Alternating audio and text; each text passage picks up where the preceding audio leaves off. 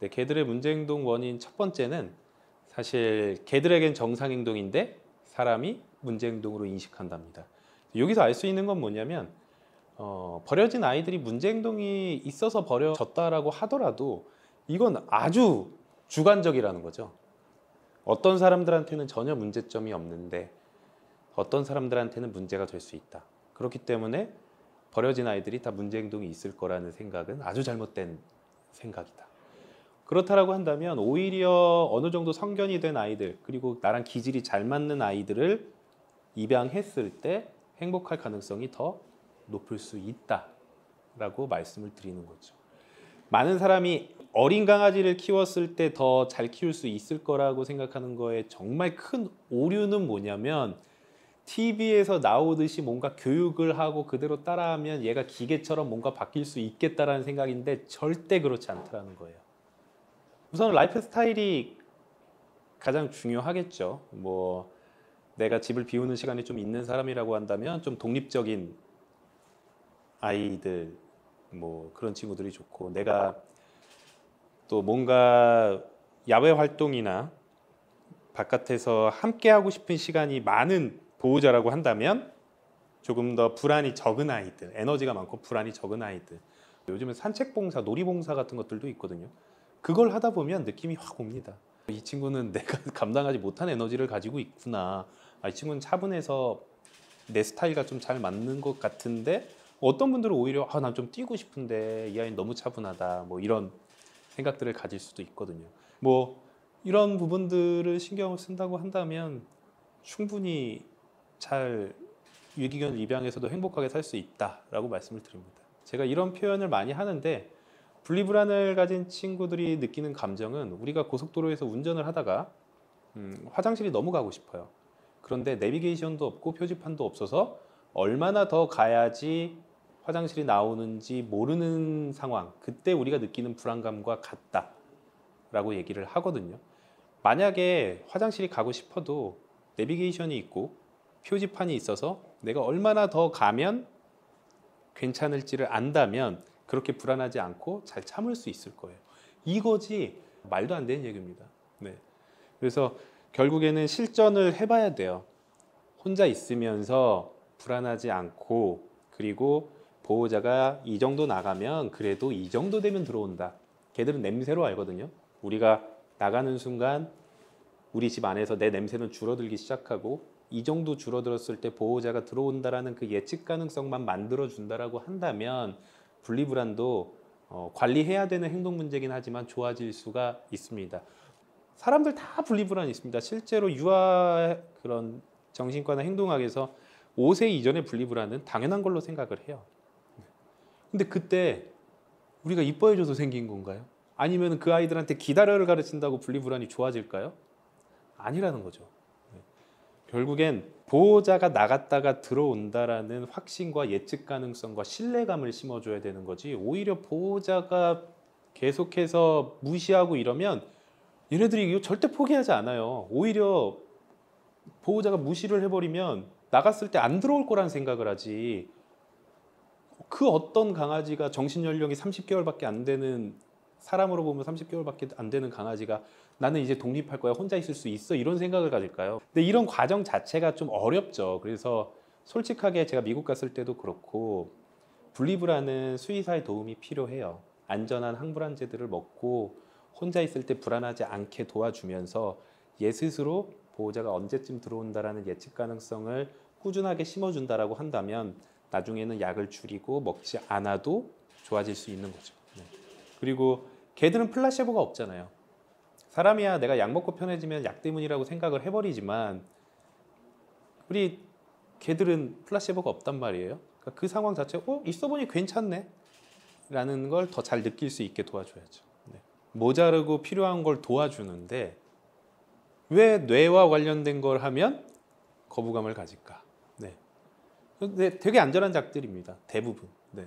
물론 조금 위험한 약들도 있기는 하지만 특히 분리불안이나 이런 데 쓰는 약들은, 그리고 일반적으로 쓰는 약들은 아주 안전한 축에 속하는 약들이기 때문에 너무 거부감을 가질 필요는 없습니다. 말도 안 되는 일입니다. 네.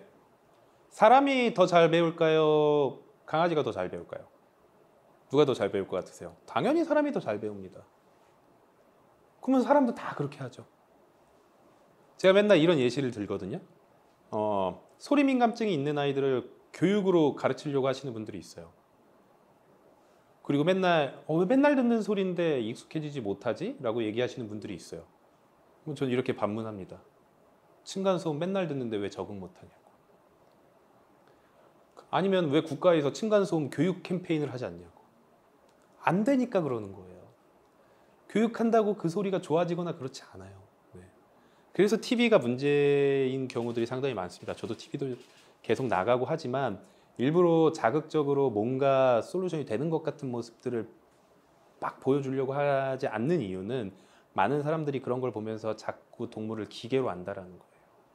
우리보다 교육하기 더 힘들고요. 우리보다 바꾸기 더 힘든 동물입니다. 방송에 나오는 아이들 나중에 다 찾아가서 보세요. 절대로 그렇게 되지 않습니다. 네.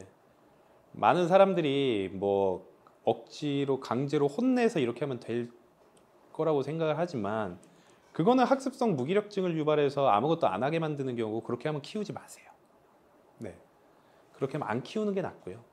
행복하려고 키우는 건데 한 생명을 불행하게 만들면서 뭐 반 죽여놓는 것처럼 때리고 제압해가지고 아무것도 그렇게 잘 되지도 않거니와 그리고 그렇게 해서 학습성 무기력증 생기는 애들은 칭찬으로도 다 돼요. 네. 충분히 안 때리고 안 혼내고 나서도 교육 충분히 가능해요. 전문가라고 나온 사람들이 오히려 잘못된 정보를 줘서 문제가 생기고 뭔가 잘못된 여론이 형성되는 경우들이 많단 말이에요. 저는 그게 가장 극대화된 곳이 이 강아지판이라고 항상 말씀을 드립니다. 우리가 흔히 서열에 의한 공격성이라고 말하는 거는 컨플릭트 어그레션이라고 해서 갈등에 의한 공격성이에요. 내가 하기 싫은 걸 그리고 내가 이해하지 못하는 걸 상대방이 강요했을 때 당연히 동물로서 싫다고 표현할 수 있어요. 저희도 그렇고 개들도 그럴 수 있거든요. 근데 그걸 서열로 표현한다는 건 우리 사람들도 다 부모님보다 서열이 높다라고 얘기하는 것과 같아요. 저도 부모님과 많이 싸웠고 그 싸운 이유의 99%는 내가 하기 싫은 것을 보호자가 우리 부모님이 억지로 강요했을 때 저는 수의대를 가고 싶은데 부모님은 수의대 가지 말라고 했을 때 싸웠고요. 저는 행동학을 공부하고 싶은데 부모님이 행동학을 공부하지 말라고 할 때 싸웠습니다. 이게 서열인가요? 제가 부모님보다 서열이 높아서 했던 걸까요? 아니에요. 이건 사람이나 동물이나 똑같아요. 개들은 진화하면서 웬만하면 사람의 서열을 전복하려고 하지 않게 진화되어 왔어요. 그렇기 때문에 우리가 흔히 말하는 그런 뭐 지배 뭐 이런 얘기들을 해보세요. 그게 되나? 그거는 지배로 포장한 겁니다. 억지로 억압하고 제압을 하는 것을 서열로 포장했을 뿐이에요. 그 어떤 동물도 미친 듯이 패면 미친 듯이 때리고 미친 듯이 혼내고 아무것도 못하게 하면 그렇게 돼요. 근데 그거를 서열이란 말로 포장해 보려고 한 것뿐이에요. 세상에 공짜를 만들지 않고 항상 원하는 것들이 얘가 필요한 것들이 있을 때 아주 간단한 거라도 보호자의 신호를 잘 이행했을 때 들어주는 그걸 습관으로 만드는 교육이 가장 첫 번째예요. 전 이게 리더십이라고 생각을 합니다. 예를 들어서 뭐 안아달라고 할 때도 그냥 안아준다기보다는 앉아 기다려 조금이라도 시켜놓고 잘했을 때 안아준다거나 이런 모습들이 쌓였을 때 보호자의 리더십은 올라가게 되는 거죠. 사실 장기적으로 했으면 좋겠지만 많은 보호자분들은 그렇지 않아요. 그냥 당장 해결됐으면 좋겠다라고 생각을 하셔서 그런 팁이나 이런 것들을 전 되게 많이 생각을 해보고 시도를 해보는 편인데 그중에 가장 대표적인 게 그런 영역방어 공격성이죠. 우리 집에 누군가가 들어올 때의 짖음이나 공격성을 보이는 경우 뭐 물론 100%의 아이들이 다 통하는 건 아니지만 영역방어 공격성은 하나의 소유 공격성입니다. 내가 선점하고 있는 자원에 누군가가 내가 모르는 사람이 들어왔을 때 거기에 대한 방어 기제를 보이게 되는 건데 그러면 여기서 선점이라고 한다면 그 선점을 깼을 때 그 선점을 먼저 못하게 했을 때 좋아지는 경우들이 상당히 많죠. 그래서 산책할 때는 사람에 대한 공격성이 없는 아이라면 손님이 왔을 때 잠깐 밖에 같이 나가서 산책을 살짝 한다거나 아니면 밖에서 같이 만나서 들어오기만 해도 괜찮습니다. 이렇게 됐을 때 좋아지는 아이들이 많이 있고요. 아니면 뭐 가족분들이라면 오히려 가족분들을 먼저 집에다가 들어가게 하고 그 다음에 밖에 나갔다가 들어오는 것도 좋은 방법이고요. 개들은 되게 특이하게 이 흥분이 되게 상승 곡선을 타요. 뭐 이건 사람도 마찬가지죠. 그러면 이 흥분을 유발하는 가장 첫 번째 트리거가 뭐냐면 대부분 초인종입니다. 초인종과 문소리예요. 그래서 초인종을 누르지 않고 문을 열어놓은 상태에서 들어왔을 때는 훨씬 더 흥분하지 않고 만나는 경우들도 있고, 어떤 아이들 같은 경우는 중문을 열어놓은 상태에서 만났을 때 훨씬 더 좋아지는 경우들도 있고. 네, 그래서 이런 꿀팁들도 또 저희 책에 좀 많이 적어놨고, 그리고 지금도 열심히 연구 중입니다. 우선 다견가부는 복불복이에요. 네, 사람도 마찬가지잖아요. 사람 연애하고 결혼해도 이혼해요. 근데 개들의 다견가부는 어떻게 보면 동생이 생긴다기보다는 좀 더 비슷한 게 조선시대 결혼 같은 거죠. 내가 골라서 내가 함께 있을 아이를 데리고 오는 게 아니라 보호자가 마음에 드는 아이를 데리고 와서 니네 둘이 사이좋게 지내봐. 이거는 조선시대 결혼과 더 비슷하거든요. 그래서 운이 좋으면 너무 잘 지내서 이보다 더 행복할 수 없고, 운이 나쁘면 치고받고 싸워서 저를 찾아오게 되는 거거든요. 근데 이제 치고받고 싸우는 경우에 가장 대표적인 경우가 결국에는 질투나 자원에 대해서 싸우는 거고, 그 자원과 질투를 유발하는 가장 큰 요소는 먹을 거 아니면 보호자입니다. 근데 먹을 거는 대부분 교육을 시키세요. TV에서 본 게 있어서 뭐 기다려 하고 해서 애들 오히려 먹을 거로는 안 싸우는 경우들이 많은데 보호자 때문에 싸우는 게 많아요. 왜냐하면 먹을 건 두 개로 나눠서 줄 수 있는데 보호자는 두 개로 나눠서 할 수가 없거든요. 그래서 제가 항상 말씀드리는 게 새치기만 막아라. 사람들은 왜 줄을 쓸까요? 줄을 서지 않으면 불안해지고요. 불안하면 싸워요. 내가 먼저 왔는데 나보다 뒤에 온 사람이 저 자원을 먼저 가져가는 모습, 그러다 보면 저 자원을 내가 가져가지 못할까, 이런 불안감과 두려움 때문에 싸움이 일어나고 문제가 생기는데 이게 똑같아요. 개들한테도. 얘가 먼저 뭔가를 뭐 이쁨을 받고 있는데 다른 아이가 와요. 그러면 많은 보호자분들은 또 막 만져줘요. 이거 새치기 성공한 겁니다. 그러다 보면 애들은 새치기를 해야지 내가 원하는 걸 얻을 수 있게 돼버려요. 다견가부에서. 물론 그런 거 다 아무렇지도 않게 받아들이는 아이들도 있지만 조금 더 질투심이 많고 불안이 많은 아이들은 이런 거에 되게 예민하게 반응하고 싸우는 경우들이 생긴단 말이죠. 보호자는 새치기만 막으면 돼요. 한 아이만 이뻐해 주라는 게 아니라 이 아이 이뻐해 주다가 잠깐 밀어놓고 기다려, 누구 이리 와 하고 이뻐해 준다거나, 아니면 이 아이 기다리고 양손 손은 두 개니까 같이 이뻐해 줄 수 있는 기회를 좀 만든다거나, 먹을 거 같은 경우도 절대 밥 같은 경우를 막 둘이 경쟁하는 상황에 만들지 않고 아예 다 따로따로 준다거나, 이래서 자원을 컨트롤하는 사람이 누구인지를, 그리고 자원을 컨트롤하는 사람은 보호자고, 이 보호자만 따라했을 땐 굳이 쟁취하지 않아도 되고 내가 좀만 기다리면 내가 원하는 것을 얻을 수 있다라는 것을 반복적으로 보여주면 다견가구에서도 충분히 잘 살 수 있어요. 그리고 기본적으로 성별은 다른 성별이 이런 라이벌의식이나 질투심을 덜 느낍니다. 정확하게 한 30개월 아이의 정신연령을 가지고 있다라고 보시면 됩니다. 뭐 물론 완벽하게 학설로 굳어진 건 아니지만 미국의 스탠리 코렌이라는 동물학 박사가 얘기한 바로는 개들은 사람으로 봤을 때 한 30개월 정도에서 발달을 멈춘다 라고 얘기를 하고 있고요. 우리가 개를 키운다라는 건 15에서 20년 동안 30개월 아이를 키우는 것과 비슷한 거다. 말 못하는 30개월 아이라고 생각을 하시는 게 가장 편할 것 같아요.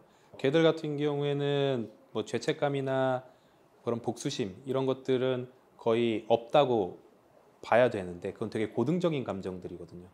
사람들이 개에 대해서 잘 모르게 된다면 결국에는 자기 입장에서 바라볼 수밖에 없는 거예요. 내가 봤을 땐 나였으면 저거 저렇게 복수했다 이거죠. 네, 별 다른 거 없습니다. 개들은 전혀 그런 생각이 아닌데 그냥 어떤 분들은 개는 개다, 개는 사람보다 하등하니까 제압해야 되고 서열을 만들어야 되고 이게 아니라 걔는 30개월 정도의 정신 연령을 가지고 있고 걔는 사람과 달라서 이런 본능적인 행동을 가지고 있고 걔는 사람과 다르니까 이런 언어를 하고 있고를 알아야 된다가 걔는 개다입니다. 걔는 개다를 자꾸 막 사람보다 하등한 동물이니까 억압하고 이래야지 말을 듣는다가 절대 아니란 걸 좀 알아주셨으면 좋겠습니다. 네. 걔는 우리보다 우선 후각이 되게 좋죠. 그래서 가끔은 어딘가 안 가려고 한다거나 하는 게 내가 무서워하는 냄새나 이런 거가 나서 안 가려고 하는 경우들이 있어요. 그리고 시각적인 특징도 우리보다 근시입니다. 그리고 어두운 곳에서 되게 잘 보고요. 그래서 굳이 막 집안을 너무 밝게 해놓을 필요는 전혀 없어요. 그런데 또 하나는 걔들은 시야각이 되게 넓어요. 그 대신에 초점각은 좁습니다. 그러다 보니까 생기는 문제점이 뭐냐면 근시의 시야각은 넓고 초점각은 좁다 보니까 내 시야에서 뭔가 움직이는 것이 명확히 뭔진 모르는데 자극을 받는 경우들이 꽤 있어요. 특히 뭔가 유전적으로 쫓는 유전자를 가지고 있는 아이들은 뭐가 빠르게 움직이거나 아니면 동체 시력은 또 좋아서 빠르게 또 어디로 쫓아간다거나 이런 행동도 좀 잘 관찰을 해주셔야 되고, 또 하나는 근시이기 때문에 우리가 멀리서 우리 강아지인 줄 알지만 강아지들은 눈치채지 못하는 경우들이 있어요. 멀리서 보호자가 있으면 우리는 누구다 라고 얘기하는데 얘는 우리 가족인가? 이렇게 할 수 있는데 이게 멍청한 게 아니라 얘네는 우리보다 훨씬 더 근시라서 그런 거다라는 걸 알고 계시면 좋을 것 같아요. 서로 동물과 소통을 하는 게 가장 중요하다라고 저는 생각을 해요. 근데 그 중에 가장 첫 시작이 우리 애가 어떤 애인 줄 아는 거. 네. 제가 항상 이렇게 우리 상담 오는 보호자님들한테도 얘기하거든요. 저희 어머니가 저를 데리고 오은영 선생님한테 가서 채연이를 노홍철처럼 만들어주세요. 노홍철 형님처럼 만들어주세요. 못해요. 네. 할 수 없는 겁니다. 근데 대부분의 보호자님들은 그랬으면 좋겠다라고 생각해요. 그게 된다라고 생각해요. TV를 보면서. 네. 노홍철 형님 같은 성격을 가졌다라고 하면 걔들이 문제 행동 하나도 안 보일 거예요. 다른 사람 다 좋아하고 집에 오는 사람 좋아하고 혼자 있을 때도 긍정적으로 생각하고, 근데 안 된다고요. 네. 우리가 모두 서울대를 갈 수 없고, 전 농구 좋아하는데 마이클 조던이 될 수 없고, NBA 선수가 될 수 없고, 골프도 좋아하는데 제가 PJ 선수가 될 수 없고, 타이거 우즈가 될 수 없듯이 우리 애들에 대해서 알고 정확하게 알고 그 중에서 내가 해줄 수 있는 거를 찾아야지 다 바꾸려고 하면 안 됩니다. 그 개는 정말 좋아서 꼬리를 흔들었을까 책이 2019년에 나오고 이제 5년이 지나서 제가 개정 증보판을 내게 됐습니다. 그 전에 없던 조금의 꿀팁과 더 좋은 내용들, 제가 또 공부하면서 알게 된 것들을 더 추가했으니까요. 많이 관심 가져주시고, 그리고 다른 데서는 들을 수 없는 우리 반려견들과 더 행복할 수 있는 가장 기본적인 것들이 들어있으니까 우리 반려견 보호자라면 꼭 한 번씩 읽어보시길 바라겠습니다.